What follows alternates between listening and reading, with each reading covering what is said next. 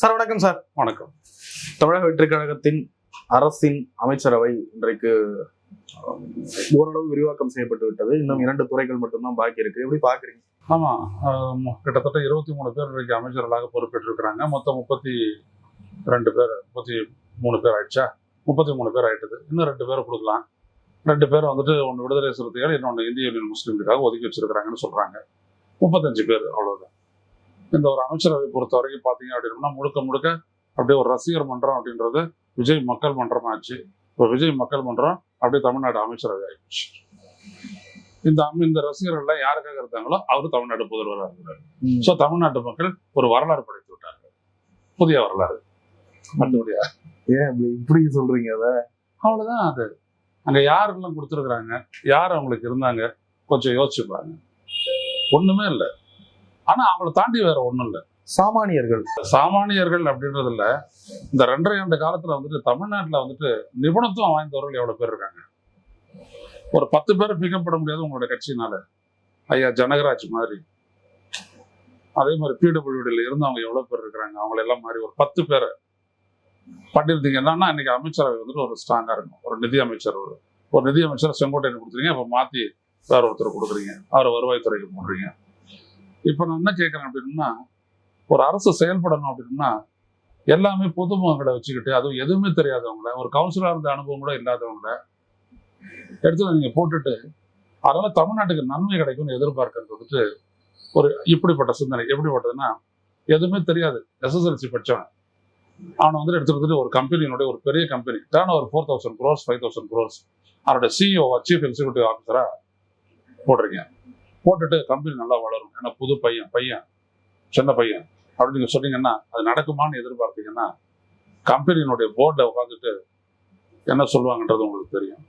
அதே தான் இப்போ தமிழ்நாட்டில் நடந்திருக்குது.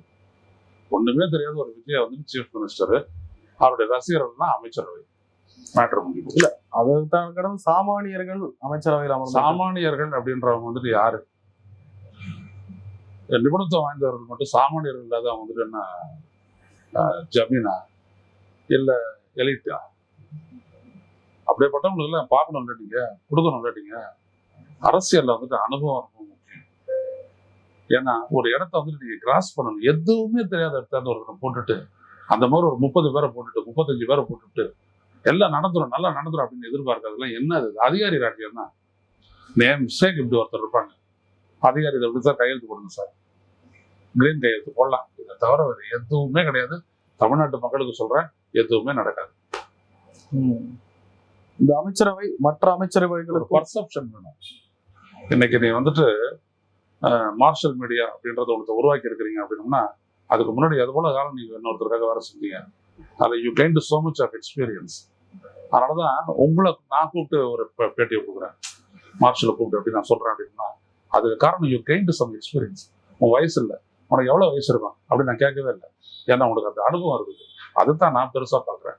இந்த அனுபவத்தை தான் உன்னுடைய வார்த்தையிலிருந்து வெளிப்படுறத இந்த இந்த யூடியூப் சேனல்ல வந்துட்டு பார்த்து அவங்க வந்துட்டு மெச்சுறாங்க, பாக்குறாங்க, தொடர்ந்து வராங்க.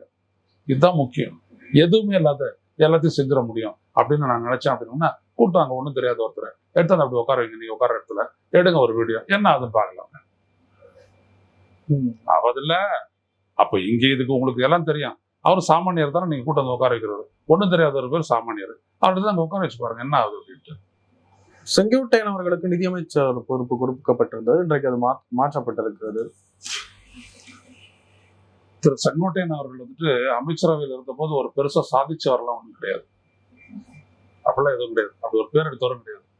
என்ன போனா வாச்சாத்தி போன்ற ஒரு கொடூரமான சம்பவம் நடந்த போது அந்த துறையினுடைய அமைச்சராக இருந்தவர் அப்படின்றவர் தான். செல்வி ஜெயலலிதா வந்துட்டு தமிழ்நாட்டு அரசு அமைச்சரவை அதுல பெரிய சாதனைகள் எதுவும் நிகழ்த்தவில்லை. அதை முதல்ல புரிஞ்சுக்கங்க. எல்லாம் நேம்சேக் மந்திரிங்க தான் அங்க இருக்காங்க, ஆனா அரசியல் தெரிஞ்சவங்க இருக்காங்க. புரியுதுங்களா? இது அதை விட மோசம்.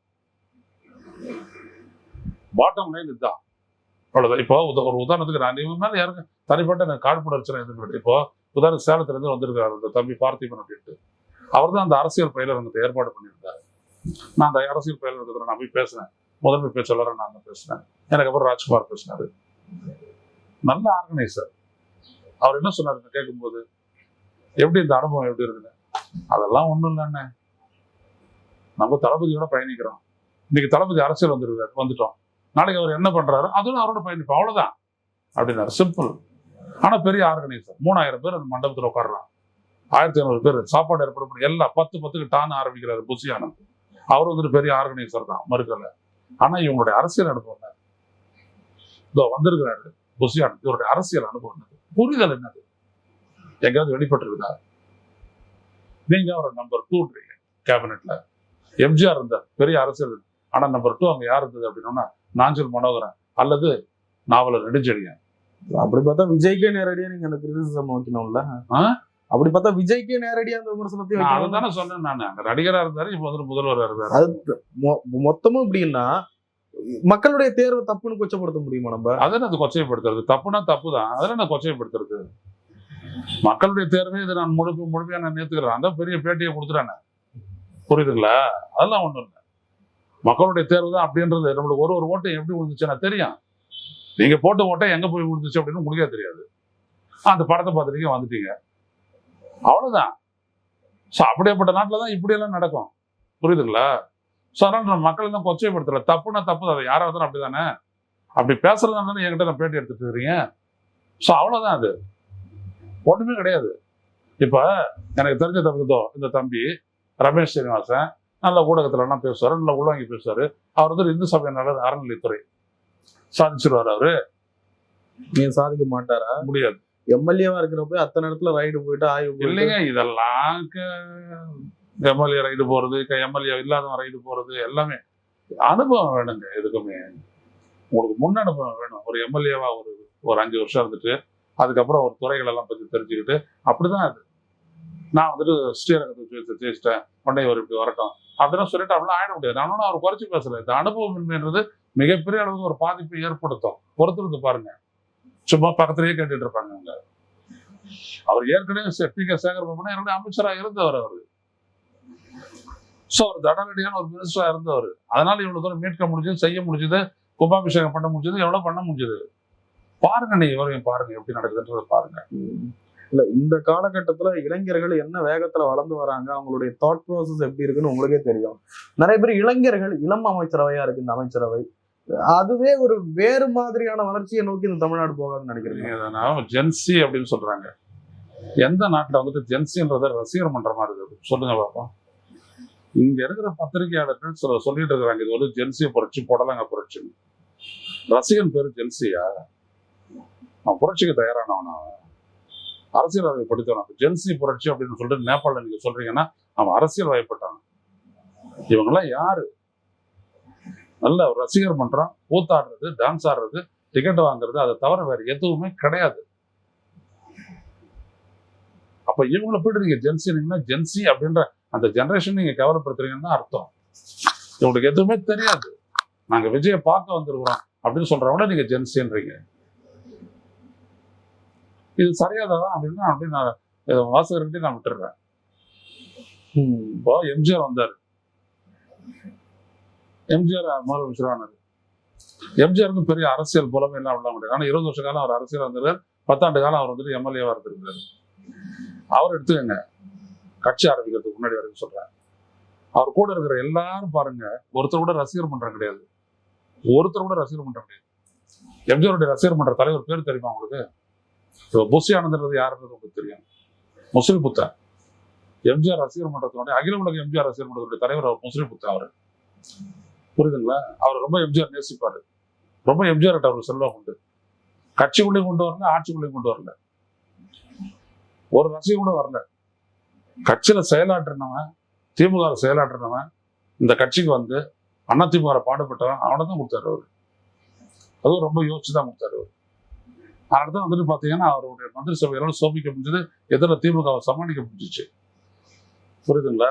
இப்ப இருக்கிறது அப்படி இல்லை, அப்படியே மன்றம் அமைச்சரவை அவ்வளவுதான். எதோ கட்சி மாதிரி வந்தவங்க இந்த லோகேஷ் தமிழ்ச்செல்வன், அப்புறம் நம்ம செங்கோட்டையன் போடுறது தவிர மற்றபடி எல்லாம் அவ்வளவுதான், ஒண்ணும் கிடையாது. அப்படியே அதிகாரிகள் தான் எந்த கடந்த ஆட்சி காலத்திலேயே இப்படி ஒரு விமர்சனம் இருந்தது, அதிகாரிகளின் ஆட்சியா இருக்கு.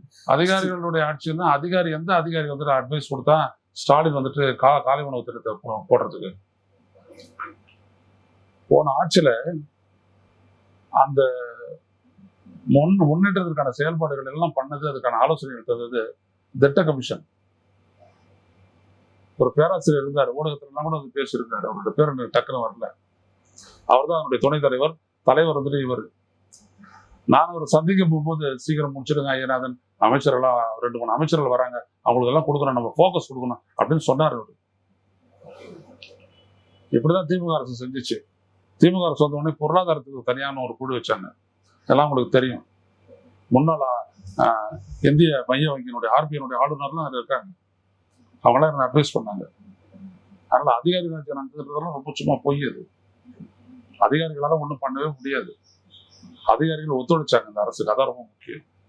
அதிகாரிகள் நினைச்சதான் நடக்கல.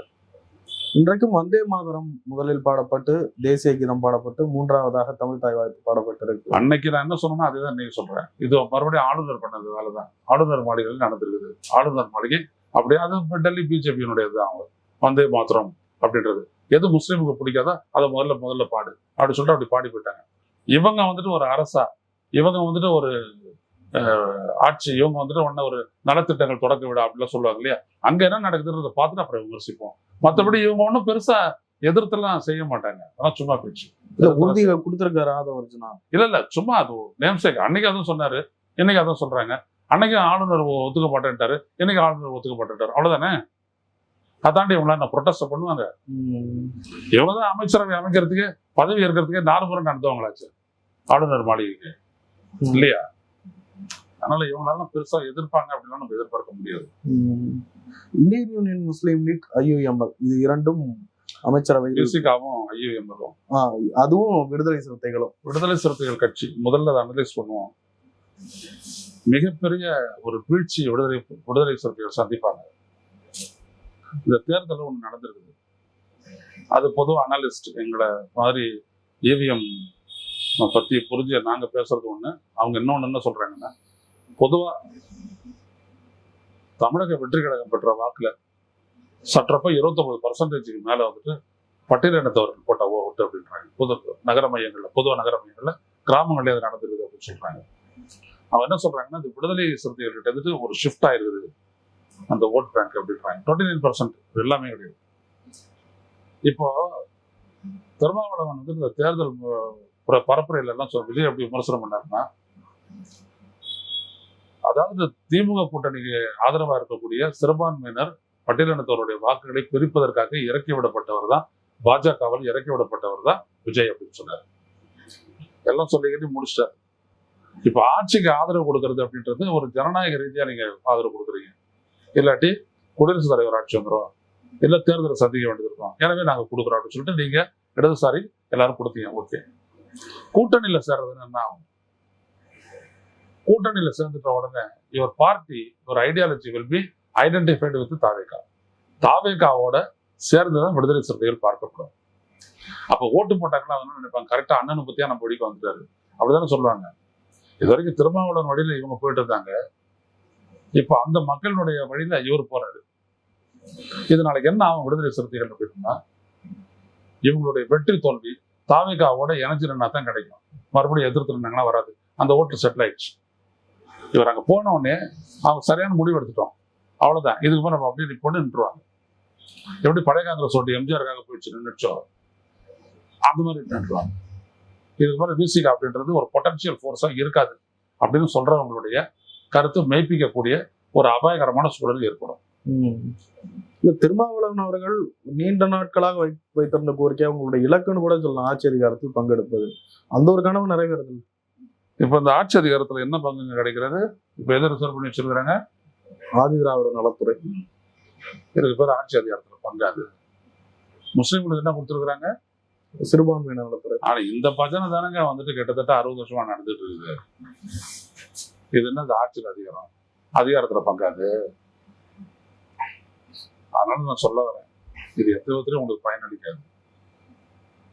நான் விடுதலை சிறுத்தைகள் கட்சியை சேர்ந்த ஒருத்தருக்கு வந்துட்டு ஒரு மந்திரி பதவி தரணும்னா கொடுங்க, பொதுப்பணித்துறை கொடுங்க, வேளாண் துறை கொடுங்க. இல்ல முன்னாடி போகலையே.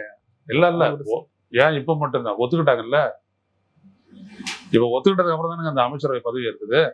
2 ரிசர்வ் பண்ணிருக்கீங்களா, வேளாண் துறையை ரிசர்வ் பண்ணிருக்கீங்க, முஸ்லீம்களுக்கு வந்துட்டு வேற ஒரு துறையை ஒதுக்கீடு வைங்க. ஏன் இதுல ஒரு முஸ்லீம் கொண்டாந்துருக்கீங்க இல்லையா, இந்த இதுல பதவி ஏற்றிருக்காரு இல்லையா, அவருக்கு தூக்கி சிறுபான்மை நலத்துறையை கொடுங்க. இல்ல அந்த மக்கள், அந்த பிரிவினருக்கு தான் அந்த மக்களுடைய உண்மையான தேவை. பேசல, இப்படி பேசு மார்ஷல், பேசல. பதவின்ற ஒரு குறிக்கோள், அவ்வளவுதான். எது கொடுத்தாலும் சரின்றாங்கல்ல. இப்ப எது கொடுத்தாலும் சரின்னு யார் சொன்னது? காங்கிரஸ்காரன் சொல்றான். அவனுக்கு பதவி கிடைச்சா போதும். விடுதலை சிறுத்தைகள் எதுவுமே பேசல. அப்ப என்ன அர்த்தம்? இங்க மட்டும் என்ன சாதிச்சிருவீங்க நீங்க ஆட்சிக்கு வந்து? பங்கேற்று ஒண்ணும் கிடையாது. இல்ல திருமாவளவன் அவர்களுக்கு வேற ஆப்ஷனும் இல்ல. இந்த மாதிரி ஒரு வாய்ப்பு ஒரு அழுத்தம். அதை நான் ஒத்துக்கிறேன். திமுக ஒத்துக்காது. ஆப்ஷன் எல்லாம் இல்லைன்னு சொல்லாதீங்க. திமுக ஒத்துக்காது சார், அதிமுக ஒத்துக்காது. ஐயா, திமுக ஒத்துக்குது, அதிமுக ஒத்துக்குது, அல்லது விடுதலை சிறுத்தைகள் கட்சி அப்படின்றது ஒரு கொள்கை பூர்வமானது. அதற்கான அடித்தளம் இன்னைக்கு இருக்குது. அவங்களுடைய கொள்கைக்கான தேவை இன்னைக்கு இருக்குது. எனவே அதுதான் முக்கியம். திமுக ஒத்துக்கிச்சா, அதிமுக ஒத்துக்கிச்சா, விஜய் ஒத்துக்கிட்டாரா? அது கிடையாது. அவங்க கட்சி இருந்து செயல்படுறதுக்கான அடிப்படை இருக்கா? இருக்கு. அவசியம் இருக்கா? இருக்கு. அவ்வளவுதான். அதனால நம்ம பேசுறோம். இல்லாட்டி நான் என்ன இவ்வளவு தொண்டை தண்ணி ஊத்த நான் ஏன் பேசுறேன்? சிறுத்தைகள் அவ்வளவுதான். அதெல்லாம் ஒண்ணு இல்லப்பா, அந்த போய் சேர்ந்தாச்சு, அவ்வளவு இது மாதிரி ஒண்ணு இல்லை அப்படின்னு சொல்லிட்டு நான் போலாமே. அப்படி கிடையாது விடுதலை சிறுத்தைகள் அப்படின்றோம். என்னுடைய தமிழர் சமூகம் இன்னைக்கு நல்லா இருக்கு அப்படின்னா விடுதலை சிறுத்தைகளுடைய தலைவர் திருமாவளவன் ஒரு பெரும் காரணம்னு நான் நினைக்கிறேன். இது இணக்கப்பாடு, இந்த சமூக இணக்கப்பாடு, இது ஓரளவுக்கு நல்லா போயிட்டு இருக்குது அப்படின்னா அது காரணம் திருமாவளவன், விடுதலை சிறுத்தைகள் நான் நினைக்கிறேன். அதான் பொது தொகுதியில இருந்து 2 பேர் ஜெயிக்கிறாங்க. எந்த மாநிலத்தில் நடந்திருக்குது? ஒரு தலித் கட்சி பொது தொகுதியில் நின்று ஜெயிக்கிறது? ஜெயிச்சா இல்லையா? சொல்லுங்க. அப்புறம் எந்த முறை ஜெயிக்கலாம்னு கேட்காதீங்க. இந்த முறை ரொம்ப வந்துட்டு EVMக்கு போனா அப்புறம் மறுபடியும் அதனால அதை விட்டுருங்க. நான் என்ன சொல்ல வரேன், முஸ்லீம் லீக் என்ன ஆயிட போகுது? முஸ்லீம் லீக்லயே வந்துட்டு 60% பேர் தான் திமுக ஓட்டு போட்டாங்க சொல்றாங்க. 40% பேர் அந்தாண்ட தான். அவங்க சரின்ற மாதிரி தான் இவங்களுடைய போற முடிவு ஆகி போச்சு. அப்புறம் இந்த கட்சி மட்டும் தான் இருக்குது. இதுக்கப்புறம் இவங்க எல்லாம் வந்துட்டு தாவேகாவுடைய தொங்கு சதை, அவ்வளவுதான். திருமாவளவன் அவர்கள்ட்ட சமீப காலம் ஒரு பதட்டம் தெரியுது. அவர் சொல்ற கட்சிக்குள்ள வந்துட்டு சில அதிருப்தி எல்லாம் இருக்குன்னு சொல்றாங்க. அது என்ன காரணம் அப்படின்னா, திமுக கூட்டணியில அவருக்கு ஒரு 15 தொகுதி கொடுத்திருந்தாங்கன்னா இந்த பிரச்சனையே கிடையாது. நான் ஆரம்பத்துல இருந்து நீங்க எத்தனையோ முறை கேட்டிருக்கீங்க, தமிழ்நாட்டுல 3வது பெரிய கட்சின்றது விடுதலை சிறுத்தைகள் கட்சி தான். அதுக்கு இணையான மற்றொரு கட்சி பாட்டாளி மக்கள் கட்சி நான் நிறைய சொல்லியிருக்கேன். ஆனா ஏற்றுக்கொள்ளப்படல. 6-8 ஆகினாங்க. அது 6-12 ஆகி இருந்தாங்கன்னா கூட வந்துட்டு அவங்க பாருங்க, நம்ம சமூகத்துக்காக நம்ம நிக்கிற நம்ம கட்சிக்கு இந்த கூட்டணியில் என்ன மரியாதைன்னு யோசிக்க மாட்டாங்க. அவர் எவ்வளவு விவரப்படுத்தியிருக்காரு, அரசியல் படுத்திருக்காரு. நீங்க கொடுக்கல, அவன் மாறி ஓட்டு போடுறான். பெருசா எல்லாரும் போடல. அதான் சொல்றேன், 29% போச்சு. போறது இல்ல. அது எவ்வளவு பெரிய எரோஷனை ஏற்படுத்துது. நீங்க 400 இடத்துல ஓட்டு வாங்குற இடத்துல 300 ஓட்டு வந்துட்டு இன்னைக்கு தாவேகா வாங்கிட்டான்ல. நீங்க 250 ஓட்டுல வந்து நிக்கிறீங்கல்ல, எங்க அந்த பூத்துல இதெல்லாம் நடந்திருக்கு. இந்தியன் யூனியன் முஸ்லீம் லீக்குக்கு இப்படி ஒரு வாய்ப்பு கிடைச்சிருக்கு. திமுக கூட்டணியில ஸ்ட்ராங்கா இருக்கிறோம், நாங்க வேற எதுவும் முடிவெடுக்க மாட்டோம்னு இருந்தவங்க இன்னைக்கு இந்த லெவலுக்கு இறங்கி வந்திருக்காங்க. அவங்க முடிவு பாக்குறீங்க?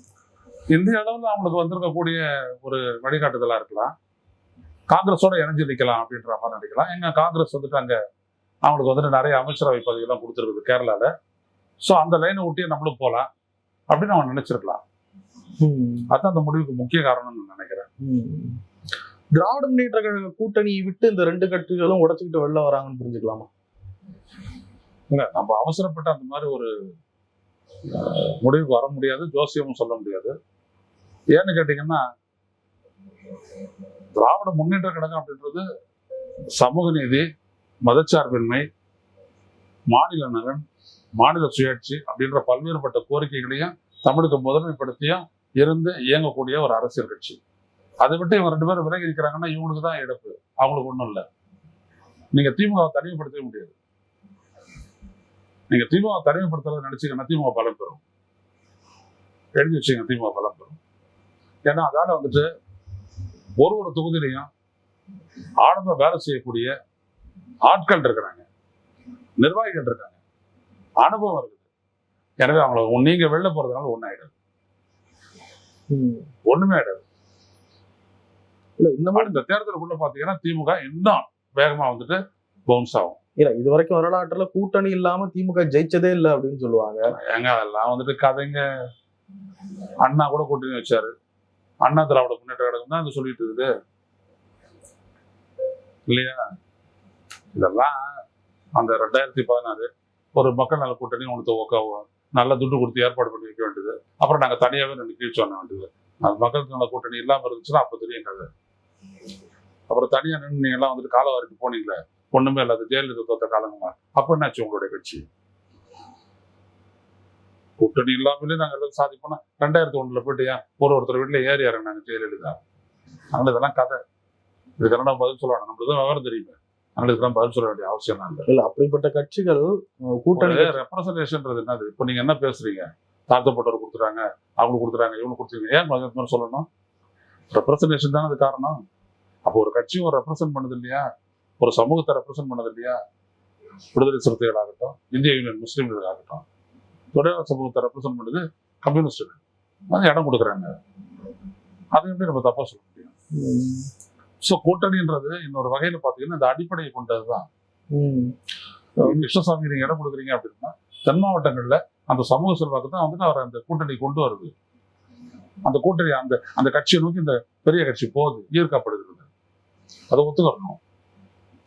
இப்போ விஜயனுடைய அமைச்சரவையில சிறுபான்மையினருக்கு கொடுத்திருக்கக்கூடியது, தலித்களுக்கு கொடுத்திருக்கக்கூடியது, அல்லது பிராமணர்களுக்கு 2 இடம் கொடுத்திருக்கக்கூடியது, பெண்களுக்கு உரிய முக்கியத்துவம் கொடுத்திருக்கப்படுது, இதெல்லாம் கொஞ்சம் சிறப்பம்சங்களா? இல்லைங்க, இதெல்லாம் சிறப்பம்சமே கிடையாது. ஒண்ணுமே தெரியாதவங்க எல்லாம் தூக்கிட்டு வந்து வச்சுக்கிட்டு சிறப்பம்சம் இதுதான். அதுல இருக்கக்கூடிய சில நல்லது நம்ம பார்க்கலாம். என்னது நல்லது? 6 தலித் அமைச்சர்களை அவங்களா டெலிவரி, அவங்க என்ன ஒரு பிறப்பு ரீதியா அவங்க டெலிவர் பண்ண போறாங்க. அவங்களோட டேலண்ட் பிறப்பு ரீதியானதானே. நான் பெண்களுக்கான ஒரு முக்கியத்துவம் பாத்தீங்கன்னா அந்த பெண் என்ன சொன்னாங்கன்ட்டு கீர்த்தனா என்ன பேசுறாங்க, 10 லட்சம் கோடி கடன் வாங்கிட்டு சுத்தமா கழுவி தொடச்சி எடுத்துட்டு போயிட்டாங்க அப்படின்னு.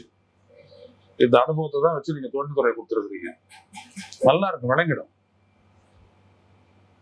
ஒரு புரிதலே இல்லாத ஆளை வந்துட்டு நீங்க எட்டாவது கொடுத்துட்டு நீங்க சாதனை பண்ணிட்டா அப்படின்னு நீங்க பேத்திக்கிட்டீங்கன்னா என்ன இருக்கு அர்த்தம்? ஒண்ணுமே கிடையாது. பல ஆண்டுகளுக்கு பிறகு காங்கிரஸ் அமைச்சரவையில் இடம் பிடித்திருக்கிறது. பல ஆண்டுகளுக்கு பிறகு ஏங்கி தவித்த காங்கிரஸிற்கு அமைச்சர் பதவி கிடைத்திருக்கிறது. அவ்வளவுதான். ஏங்கி தவித்தவனுக்கு 2 சீட்டு கொடுத்துறாங்க. எதை வேணாலும் கொடுங்க சார், ஏதாவது கொடுக்குறீங்க, அது போறோம். எடுத்துக்கொண்டி உயர்கல்வித்துறை, எடுத்துக்கொண்டி சுற்றுலாத்துறை, மேட்டர் முடிஞ்சு போச்சு. பாருங்க, ஒன்னும் ஆயிடாது. இது நேஷனல் லெவல்ல ஒரு பெரிய ஒரு இமேஜ விஜய்க்கு கொடுக்காதா? ஏன்னா மோடி எதிர்ப்புல மு.க. ஸ்டாலின் அவர்கள் மோடி எதிர்ப்புல ஏன் மோடி காங்கிரஸ் இருக்கு சார், மோடி எதிர்ப்பு தான் சார் ஆகணும் சார். ஒண்ணு புரிஞ்சுங்க, நீங்க மோடி எதிர்ப்புல இந்த தேர்தல் நேர்த்தியா நடக்குதுன்ற 108 + 73 எவ்வளவு ஆச்சு? 181 ஆச்சா? இதுதானே திமுக ஜெயிக்கும்னு சொன்னீங்க. எல்லாரும் சொன்னது அதானே, 180 மேல வரும் அப்படின்னு சொன்னது அதானே. அவர் ஸ்டாலின் சொன்ன 200+ தான் விட்டுருங்க, இதானே சொன்னாங்க. இருக்கா இல்லையா? அப்படியே திமுக ஜெயிச்ச இடத்துலதான் இது அவ்வளவு நடந்திருக்குது. எவ்வளவு ஆதாரத்தை நான் இன்னைக்கு பேசுறேன். இன்னைக்கும் நான் சொல்ல வரேன். ஒரு உதாரணத்துக்கு எந்த பூத்துலயாவது திமுகவுக்கு 5 ஓட்டு மட்டும் தான் விடும் நீங்க சொல்லுவீங்களா? மயிலாப்பூர்ல, மாம்பழத்துல, கும்பகோணத்துல, குளம்பேட்டையில, தாம்பரத்துல, ஸ்ரீரங்கத்துல பூத் நம்பர் 95ல திமுக 5 ஓட்டு தான். அது சொல்லிட்டு ஒரு பத்திரிகை சிரிக்கிறார், மாறி போயிட்டாங்க. திமுகங்களே விஜய் ஓட்டு போட்டாங்க. இந்த அறிவின்மை என்னன்னு சொல்றது? நான் அந்த பத்திரிகையாளரை மதிக்கிறேன். இந்த அறிவின்மை என்னன்னு சொல்றது? இவங்க பத்தி தெரியாமலே பேசுறீங்களே. 5 ஓட்டு விடுமா? 14 பேர் பூத்து கமிட்டி, கூட்டணி கட்சி, குடும்பங்கள். ஜெயலலிதா நிற்கும் போது 70,000 ஓட்டு வாங்கின திமுக, ஜெயலலிதாவை எதிர்த்து 70,000 ஓட்டு வாங்கின திமுக. அப்படியேப்பட்ட கட்சி ஒரு பூத்துல 5 ஓட்டு வந்துச்சா? அது சொல்லி சிரிக்கிறாங்க, மாறிட்டாங்க. எத்தனை நிறைய அப்படியே சிரிக்கிறாரு. நீங்க ஒரு விஷயத்த புரிஞ்சுக்கலன்னா எவ்வளவு விதமான தவறான புரிதலுக்கு இட்டு செல்றது பாருங்க. இது இவிஎம் அப்படின்றது இது எப்படி செயல்படுத்தப்படுகிறது, பயன்படுத்தப்படுகிறது அப்படின்றதுக்கு ஒரு கிளாசிக் எக்ஸாம்பிள். அது ஷிஃப்ட் பண்ணிட்டாங்க ஓட்டை. விழுந்த ஓட்டு ஒரு 305 205 இருக்கலாம், 200 ஓட்டை ஷிஃப்ட் ஆயிடுச்சு, காலி. மீதி 5 போட்டுருது, 5 ஓட்டு அப்படின்னு ஒண்ணு. அந்த திமுக இதை இன்ன வரைக்கும் வெள்ள சொல்ல பாருங்க. அவன் மானக்கேடுன்னு விட்டுட்டு இருப்பாங்க. ஆனா உண்மை என்ன அவங்களுக்கு தெரியல இது எப்படி அது நடந்தது அப்படின்னு. நான் என் புத்தகத்துல இந்த வாத்தியந்திர சூழ்ச்சி மக்களாட்சி வீழ்ச்சின்ற புத்தகத்துல ஒரு கிளாசிக் உதாரணமா அம்மா மக்கள் முன்னேற்ற கழகத்தை நான் எழுதியிருக்கிறேன். 2019 தேர்தலில் 22 லட்சம் ஓட்டு வாங்குது அந்த கட்சி. எல்லா தொகுதியிலும் போட்டியிடுது. தமிழ்நாடு முழுவதும் சற்றப்ப 2000 பூத்துல அதுக்கு ஒரு ஓட்டு கூட கிடையாது. ஆனா இங்க வந்துட்டு பூத் கமிட்டி இருக்குது, அவங்களுக்கு ஓட்டு இருக்குது, எல்லாமே இருக்குது. கட்டமைப்பு ரீதியான கட்சி அமமுக அப்போ இப்பவும் தான். ஆனா ஒரு ஓட்டு கூட இல்லை. ப்ரொட்டஸ்ட் எல்லாம் பண்ணாங்க. நான் இதை வந்துட்டு தரகிறேன், நான் நேரில் உட்காந்து பேசிட்டு இருக்கிறேன். என்ன பண்றது, இப்படிலாம் அநியாயம் பண்றாங்க அப்படிலாம் சொன்னாரு. அப்புறம் அவர் அந்தாண்ட போயிட்டாரு, அது வேற கதை. அன்னைக்கு அவர் எடுத்துட்டாருன்னா இந்த பிரச்சனையில இன்னைக்கு அவர் முதன்மை கட்சியா வந்திருப்பாரு, விட்டுட்டாரு. 2000 பூத்துல சுப்பிரமணிய சாமிக்கு 1999 பல பூத்துல ஓட்டே இல்லை, ஒரு ஓட்டு கூட இல்லை. அவரு கோர்ட்ல ஆர்கியூ பண்ண போது அதான் சொன்னாரு, என்னோட பூத் கமிட்டி மெம்பர் இருக்கிறான், அதே இடத்துல நான் 92 இவ்வளவு ஓட்டு வாங்கி இருக்கிறேன்ன்றாரு. ஒரே வருஷத்துல என் ஓட்டு எங்க போச்சு? தேர்தல் ஆணையத்தை கேட்டியா? ஜட்ஜிகார் தேர்தல் ஆணையத்துக்கு போட்டியா? ஆமா லெட்டர் போட்டேன். என்ன பதில் சொன்னாங்க? ஒன்றுமே சொல்ல. சந்திரபாபு நாயுடு நடந்தது இந்த மாதிரி அவரும் சொல்லி இருக்கிறாரு. இதெல்லாம் பெரிய பிரச்சனையாச்சு. ஆனா இந்த நாட்டுல என்ன நினைக்கிறாங்க அப்படின்னா, தேர்தல் நடத்தும், ஒரு வெற்றி பெற்றுட்டார், ஆட்சி பண்றார், வரலாறு, இதையே பேசுறாங்க இந்த சொறி பிடிச்ச ஜேர்னலிஸ்டுங்க. அப்போதுல இருந்து இதான் பேசிட்டு இருக்கிறாங்க. அவங்க விஜய் விஜய் விஜய் அப்படின்னு தொண்டர்கள் இருந்து கத்துற மாதிரி பேசுறாங்க. விஜய் அதை பாசிட்டிவா பண்ண முடியும்னு இறங்கி அவரை சப்போர்ட் பண்ண ஒரே பத்திரிகைலாம் நான் தான். வேற யாரு உனக்கு தான் தெரியுமா யார் பண்ணாங்க? விஜய் சப்போர்ட் பண்ண ஒரு பத்திரிகையாளர் சொல்லுங்க. விஜய் கட்சி ஆரம்பிச்சு உறுதிமொழி எடுத்த உடனே விஜயை சப்போர்ட் பண்ண ஆரம்பிக்கிறேன். யாராவது பண்ணீங்களா நீங்க? ஏன் நான் பண்ணேன்? ஒரு தமிழ கட்சி ஆரம்பிக்கிறான், அதிமுக அழிய போகுது, அந்த இடத்த பிஜேபி பிடிக்க போறான், ஒரு தமிழ கட்சி ஆரம்பிக்கிறான், குடுறான் அவனை அப்படி நான் கணக்கு போட்டு வச்சேன். என்ன திமுக விட கேட்டாங்க, நான் ஒரு தமிழக கட்சியை உருவாகுது ஒரு தமிழக கட்சி, நான் பலப்படுத்த போறேன், இப்படிதான் சொன்னேன். இருக்கிறாரு கான்ஸ்டன்டைன் ரவீந்திரன் எம்பி, அவர்கிட்ட தான் நான் சொன்னேன். கேட்டு பாருங்க. என்னன்னு நான் விஜய் கிட்ட சொன்னேன், நீங்க பண்ணிருக்க விடயம் மிகப்பெரிய விடயம். நன்றி சார் அப்படின்னாரு. எதுக்குன்னு கேட்டீங்க அப்படின்னு. எதுக்குன்னு? எவ்வளவு பெரிய ரசிகர் பட்டாளத்தை அரசியலுக்கு கூட்டு வந்தீங்க இல்லையா, இதுதான் நீங்க பண்ண தமிழ்நாட்டுக்கு பண்ண மிகப்பெரிய பணி அப்படின்னு, சிறப்புன்னு. இவ்வளவு பெரிய நம்ம அரசியல் படுத்தணும் அப்படின்னா போதும் அப்படின்னு. அதுக்குதான் நான் போனேன். அதே மாதிரி நான் சொன்ன அரசியல் பயிர் நடத்தினாரா இல்லையா, அதில் நான் பேசினா இல்லையா, அது எல்லாம் ஒளிபரப்பாச்சா இல்லையா? நான் முதல்ல பேசினேன், அடுத்தபடியா ராஜ்மோகன் பேசினாரு, இன்றைய கல்வி அமைச்சர். புரியுதுங்களா? நீங்க என்ன இன்னைக்கு உட்காந்து விஜய்க்கு வந்துட்டு ஜாலரா தட்டுறீங்க? அது தப்பா போனது 2 பேர் சேர்த்தோடனே தப்பா போகுதுன்னு நான் சொல்றேன். அப்போ எனக்கு நாடு முக்கியம். நீங்க எங்க போறீங்க? ஒரு மனுஷன் மேல நீங்க வந்துட்டு நம்பிக்கை வைக்கிறீங்க, ஒரு மனுஷனை பத்தி பெருசா பேச்சு இந்த நாட்டு மக்களுடைய நம்பிக்கை தூக்கி அவன் மேல போட சொல்றீங்க, திருப்பி விடுறீங்க. அப்படியே அவன் என்ன பண்ணான்? அழகா ஈவன் வச்சான். யார் அடிச்சிருக்கிறான்? சிறப்பா செயல்பட்ட ஒரு ஆட்சியை காலி பண்ணிட்டான். புரியுதுங்களா? இதுக்கப்புறம் பவுன்ஸ் ஆகி திமுக வருது வரல, அது வேற கதை. எனக்கு அது அக்கறை இல்லை. அது அந்த கட்சியினுடைய பிரச்சனை. என் பிரச்சனை என் நாடு, என் மக்களுடைய உரிமை. எப்படி பேசணுன்றது ஊடகத்துல பேசுங்க. விவரம் கிட்டத்தனமாவே இருக்கிறீங்களா நீங்களா? தற்கொலை மாதிரியே நீங்க பேசுறீங்க. ஊடகத்துல தற்கொலை ஆட்சி நடக்குது. இப்ப என்னன்னோ பேசுறாங்க, தரிகடத்தனமா பேசுறாங்க. இருக்கிற உண்மை என்னன்னு நீங்க சொல்லுவீங்க? இப்ப இருக்கிற அந்த ஆட்சியை வச்சுட்டு என்னன்னு நீங்க சொல்லுவீங்க? இப்ப எப்படி நீங்க முட்டு கட்டுவீங்க? வெற்றிக்கு பஜனை பாட்டீங்க, ஓகே. அதுக்கப்புறம் விஜய் சைலண்டா தான் சிந்திக்கிறாருங்களா? கேட்கிறேன், அப்படிதான் சொல்ல போறீங்களா நீங்க? ஏற்கனவே தொலைக்காட்சியும் பேப்பரையும் எவனும் பாக்குறது இல்ல. ஜென்சின்றீங்க, ரசிகர் மன்ற கூட்டத்தை பார்த்து ஜென்சின்றீங்க. உங்களுக்கு ஏதாவது அறிவு இருக்குதா? அறிவோட தான் பேசுறீங்களா நீங்க? இப்போ அந்த புரட்சி பண்ணானே அவனெல்லாம் ரசிகர் மன்றமா? அவன் நேபாள்ல அவன் ஜென்சி, இங்க ஜென்சின்றீங்களா? ஆதவர்ஜனா சொல்லட்டும், அது வேற, அவர் அந்த கட்சிக்காரரு, அவரு சொல்லட்டும். நீங்க யாரு சொல்றதுக்கு?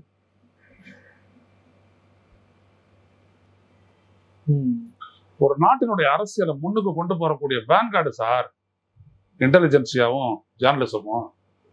அதனாலதான் பத்திரிகை துறையில நம்ம வந்து ஏதாவது எழுதணும் அப்படின்னோம்னா நம்ம நிபுணத்துவம் வாய்ந்தவனை நம்ம எடுத்து வந்து எழுத வைப்போம். அவன் பேசுவான். இப்ப நாடாளுமன்ற விவகாரமா ஏதாவது பிரச்சனையா உடனே PKT ஆச்சாரியா அவருடைய கட்டுரை ஒரு சென்ட்ரல் பேஜ் ஹிந்துல ஏன் கொடுக்குறான் அவனை துட்டு? எதுக்கு அவனை வச்சு எழுத வைக்கிறான்? சர்வதேச பிரச்சனையா, இந்தியாவோட ஆளுநர் பிரச்சனை, சுஹாசினி ஹைதர் ஏன் கொடுக்குறான் அந்த அம்மாவுக்கு? அதுலயே அது ஊறி போய் கிடக்குது. அதுதான் சொல்லும், நான் அதுதான் கடைபிடிப்பேன். சரி இப்படி சொல்றாங்க, ஆனா இதுல இவங்க பார்க்க மறந்தது அப்படின்ட்டு ஏன் இதெல்லாம் வச்சிருக்கிறான்? இதெல்லாம் விட்டுட்டு நான் இந்தாண்ட ஆதரிப்பேன், நான் அந்தாண்ட ஆதரிப்பேன் அப்படின்னு சொல்லிட்டு நீ பேசிட்டு இருக்கிறீங்க. இது மிஸ்லீட் இல்ல? விஜய் உட்பட நீங்க மிஸ்லீட் பண்ணிருக்கிறீங்க எல்லாருமே. இந்த தேர்தல் முடிவு அவ்வளவு மோசடியான ஒரு தேர்தல் முடிவு. 1,05,000 ஓட்டு வாங்குறாரு ஸ்டாலின் 2021 தேர்தல்ல முதலமைச்சர் ஆகுறாரு. அவ்வளவு பண்ணி அந்த தொகுதியை நம்பர் 1 சிறந்த தொகுதியை மாத்தி வச்சிருக்கிறாரு. ஆனா அவருக்கு 74,000 ஓட்டு தான் கொடுத்துருக்காங்க. ஆனதே சொல்ல மாட்டீங்க நீங்க. எப்படி அவரை தாண்டி ஒருத்தர் ஓட்டு வாங்கினா அப்படின்னா அது பரவாயில்ல. 1,05,000 1,20,000 அப்படின்னா நீங்க புரிஞ்சுக்கலாம். 74,000 26,000 ஓட்டு குறையுது. அதே மாதிரி அதிமுக ஓட்டு 1/3 காலி, 2/3 ஓட்டு போயிடுச்சுங்க. அப்படி அதிமுக ஓட்டு விடுமா? யோசிக்க வேணாம் நீ. அப்ப என்ன நடந்திருக்குது? ராயபுரம் தொகுதியில இங்க இருந்து பல்லாவரத்துல இருந்து இருக்கிற பையன் அங்க போய் நிக்கிறான், நின்று ஜெயக்குமாரை தோற்கடிக்கிறான். அவனை தோற்கடியில மக்கள் தான் ஓட்டு போடுறாங்க, EVM தான் வேலை செய்யுது. வெறும் 17,000 ஓட்டு வாங்கி டெபாசிட் எடுக்கிறாரு. நம்ப முடியுமா? அத எவ்வளவு பெரிய ஆள் அவரு. ஜெயலலிதா ஆட்சியில் சட்ட அமைச்சர், சபாநாயகராக இருந்தவர். சில முக்கியமான விடயங்களை பேசணும் செய்யணும் அப்படின்னா ஆள் அனுப்புறது ஜெயலலிதா வந்துட்டு ஜெயக்குமார் தான் அனுப்பும். அப்படியேப்பட்ட ஆள் அவரு. புரியுதுங்களா? மயிலாப்பூர்ல ஒருத்தர் டெபாசிட் வாங்கல அப்படின்னா அதை பத்தி பிராமணன் எப்படி ஓட்டு போடுவான்றதெல்லாம் நம்மளுக்கு தெரியாது, வேற கதை. ஆனா அங்க அப்ப அதெல்லாம் யோசிக்க வேணாவா? நீங்க என்னைக்கிட்ட அனலைஸ் பண்ணீங்க? பத்திரிகையாளர் சொல்லிக்கிட்டு இருக்கீங்களா? அனலைஸ் பண்ணீங்க நீங்க எப்படி இதெல்லாம் அப்படின்னு பாத்தீங்களா? ஆனா மற்ற இடங்கள்ல இல்லை. 8 மாவட்டங்கள்ல தாவேக்காவே இல்லை. ஆனா விஜய் அலைன்றீங்க. விஜய் அலையா 107 108 நின்று போச்சு. அலைன்னா வர வேண்டியதானே 150 180ன்ட்டு பேசுறீங்களா? ஏதாவது அர்த்தம் இருக்குதா நீங்க பேசுறது இல்ல? இப்படியா மக்களை திசை திருப்புவீங்க? மக்கள் அப்படியே இருக்க போறது இல்லை. நான் ஏற்கனவே சொன்ன மாதிரி இளைஞனா இருந்தாலும் ரசிகனா இருந்தாலும் நாளைக்கு மாறுபட்டவனா இருப்பான். ஏன்னா புத்தி இருக்குது, இறைவன் கொடுத்த புத்தி இருக்குது, மேம்பட்டுக்கிட்டே போவான். அது அன்னைக்கு இருந்த மார்ஷல் அன்னைக்கு இருக்கிறாரு, அன்னைக்கு இருக்கிற மார்ஷல் வேற, இன்னைக்கு இருக்கிற மார்ஷல் வேற. என் கண்ணு முன்னாடி அவ்வளவு வித்தியாசம் தெரியுது. அப்போ இதுதான் அந்த மாறக்கூடிய இயல்பும் வளரக்கூடிய இயல்பும் இயற்கையா கொடுத்தது. ஆனா நீங்க தப்பு பண்ணிட்டு இருக்கிறீங்க. நீங்க நார்னதோடு மட்டும் இல்லாம அந்த பத்திரிகை உலகத்தையே நீங்க நாரடிச்சுட்டு இருக்கீங்க. இதான் பெரிய ஆபத்து இந்த நாட்டுக்கு. விஜய் கிடையாது. விஜய் வராரு, ஆட்சியில் இருக்காரு, செய்ய முடிஞ்சா செய்யறாரு, இல்லாட்டி இல்ல தூக்கி போட்டு போயிட்டே இருக்க போறாரு. அது இல்ல, அசஸ்மெண்ட் சரியா இருக்கணும்ல. உன்னை பத்தி நீ பத்திரிகையாளர் இல்லையா? நீ காமராஜர் பெருமையெல்லாம் பேசிட்டு இருக்கிற, அண்ணாவை பத்தி எல்லாம் பேசுற. அப்ப நீங்க வந்துட்டு யார நீ வந்துட்டு ஊக்கப்படுத்துற? திட்டமிட்டு பேசுறீங்க, டெய்லி வந்து பேசுறீங்க. தப்பு இல்ல இது. அது எந்த வழிவகுத்துச்சு? EVM வச்சுட்டு வேலை பண்றதுக்கு வழிவகுத்துச்சா இல்லையா? அவ்வளவுதான். நிறைய ஒரு கேள்வி சார். இப்போ ஆல் இந்தியா லெவல்ல இந்தியா கூட்டணியில விஜய் ஒரு மேஜர் ஃபோர்ஸா இருக்க வாய்ப்பு இருக்கா? இந்தியா கூட்டணி கிடையாது சார். மோடிக்கு எதிராக அமைகிற ஒரு அணில, மோடிக்கு எதிரான ஒரு அமையக்கூடிய ஒரு அணில விஜய் எல்லாம் வரவே மாட்டாருங்க. ஏன்னா அவருக்கு அரசியல் தெரியாது, அவரை யாரும் பிக்கப் பண்ண மாட்டாங்க. திமுக கண்டிப்பா தமிழ்நாட்டுல இருந்து, திமுக தமிழ்நாட்டுல இருக்கும், திமுக இல்லாத ஒரு கட்சிகளும் இருக்கலாம், அதை பத்தி ஒண்ணும் இல்ல. விடுதலை சிறுத்தைகள் இருக்கலாம், எதிர் அணியில இருந்தாலும் இருக்கலாம், அதை பத்தி ஒண்ணு இல்லை. விஜய் ஏன் வரமாட்டாரு அப்படின்னா, அவரை பொறுத்த வரைக்கும் நீங்க ஒரு மாசத்துல நீங்க பாப்பீங்க, எதிர்ப்பு அப்படின்ற ஒரு அரசியலே அவர் எடுக்க மாட்டார் கையில. திமுகவுக்கு எதிராக அவர் எடுத்தார் அப்படின்னா அது ஒரு ஸ்ட்ராட்டஜிக்கா எடுத்தார் அவரு, அவ்வளவுதான். இது திமுக தாவேகா அப்படின்னு சொல்லிட்டு அவர் என்ன கோபத்தோட பேசினாரு நீங்க நினைச்சீங்களா? முதல் நாள் கோட்டு சூட்டோட போயிட்டு ஸ்டாலினுக்கு வந்துட்டு சால்வ போடுவாரு நீங்க எதிர்பார்த்தீங்களா? அப்படி பேசிட்டு போற அதான் விஜய். எடுப்பார் கைப்பிள்ளை. இவங்கெல்லாம் அரசியல் வந்துட்டு ஒரு ஸ்ட்ராங்கான இடத்துல வரமாட்டாங்க. நிறைய விஷயங்களை பேர் நன்றி.